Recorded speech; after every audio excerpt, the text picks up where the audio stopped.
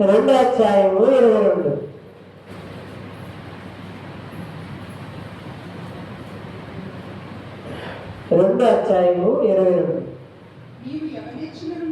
నీవు ఎవరి ఇచ్చల నుండి పారిపోము, పవిత్ర హృదయులై ప్రభువునకు ప్రార్థన చేయవారితో కూడా నీతిని, విశ్వాసమును, ప్రేమను, సమాధానమును వెంటాడము.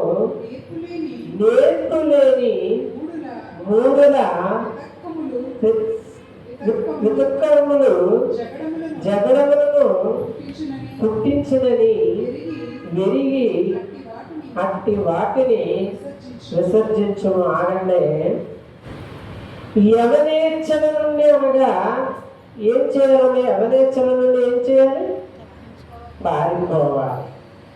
అంటే పవిత్రులైన ప్రభువునకు ప్రార్థన చేయవారితో కూడా నీతి, విశ్వాసము, ప్రేమము, సమాధానము ఎంటాడవలను.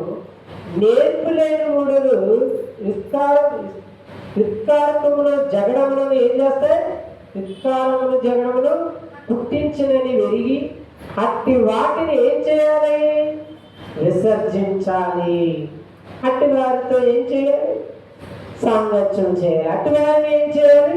ప్రేమించాలి కదా. ప్రేమించాలి, సమాధానం పడాలి, కాదని కాదు. అంటే మూర్ఖులు ఉంటారు, వారికి ఎంత చెప్పినా జ్ఞానం రాదు, ఆలోచన ఉండగలరు. యవనేచ్ఛల నుండి పారిపోమన్నాడు, దుష్టు నుండి పారిపోమన్నాడు, అటు నుండి నువ్వు సాంగత్యం చేయొద్దన్నాడు. మనము ప్రార్థన చేయాలి. ఏ ప్రార్థన చేయాలంటారు చెప్పండి?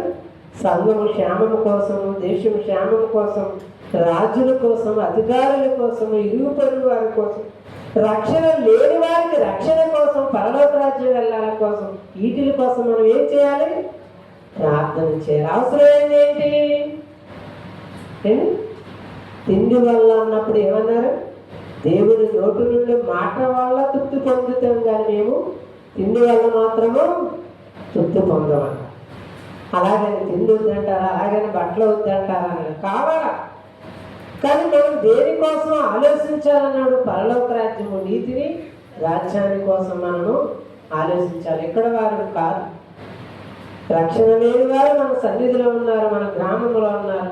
వీళ్ళందరి కోసం మనం ఏం చేయాలి?